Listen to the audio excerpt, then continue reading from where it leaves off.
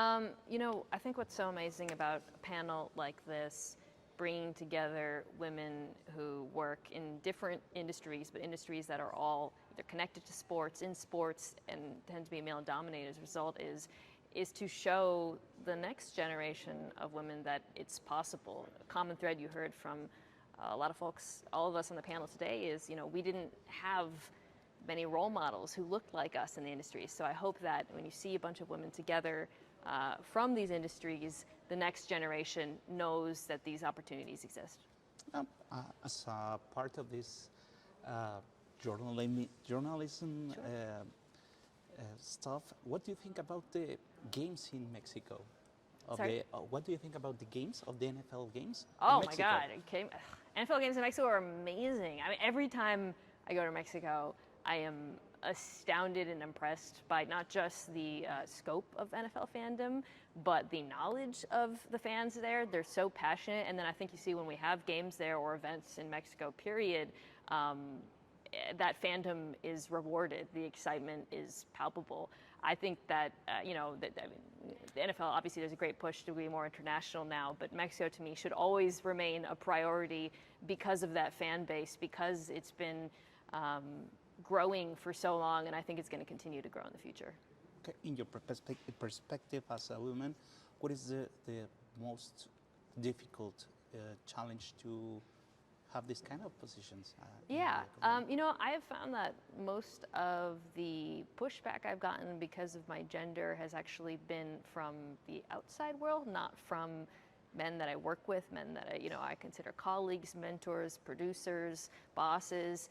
And I think something that's been important to me is learning to prioritize those voices, the ones who are of the people who I work with daily, rather than the outside noise. And I think that's something that probably applies to women in all male-dominated industries, which is figuring out who your allies are, figuring out the voices to prioritize, and learning how to not listen to the ones who really don't matter. Okay.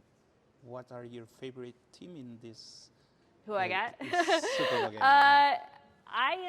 It's fun. I've gone back and forth on this because I actually think it's going to be a really close game. I think both offenses have advantages over both defenses, particularly on the ground. I'm leaning Chiefs because if there's one thing this year has taught us, it's not wise to bet against Patrick Mahomes.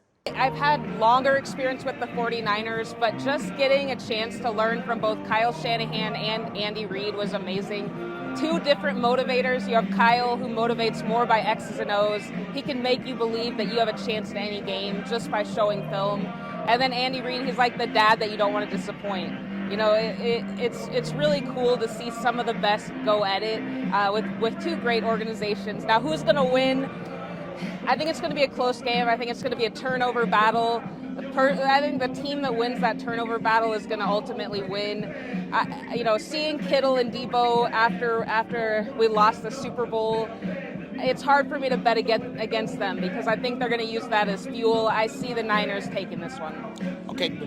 Do you aim to get back to work in the NFL? Oh, do I aim to get? I don't aim to get back in the NFL, and here's why. I'm now coaching women, and I'm now coaching some of the best athletes I've ever coached, and that's across the board.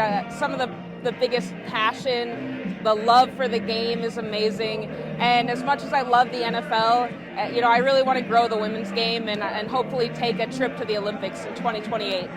Okay. Do you see any difference in gender representation from your first job? So when I first started with the Falcons, I remember there was a female who was an intern as an athletic trainer, and that was the first intern they'd ever had as an athletic trainer even. And then fast forward, when I'm working with the Niners, there are women all over the place. When I go to the combine, the first year I went, there was nobody. And then now, going to the combine, it's women everywhere, and it's so cool to see that growth. And the last question is about the field of the future. What do you think of this kind of events for every players indeed? Yeah, I think, if people don't know about it, how can they get into it? How can they get passionate about it? The more we do this, the more we expose not only girls, but young boys to the idea that women too can play this great game, and it truly is a game for everybody. If you are a gamer, which is your favorite Madden video game? which is my favorite Madden all time. Honestly, that's tough. I mean, thinking of my childhood, I think of I think it was Madden 10 with Larry Fitzgerald and Palomalo on the front, where they had a duel, two people on there for the first time. I think about that one a lot. But Madden in general, I buy every single Madden game and I play all the time. So yeah, I got a lot of love for Madden. Okay, who was your favorite player when you was a child? Favorite player when I was a child? I would say Calvin Johnson. I grew up a Lions fan. My family's from Michigan, Detroit area. So I would say Calvin Johnson for sure.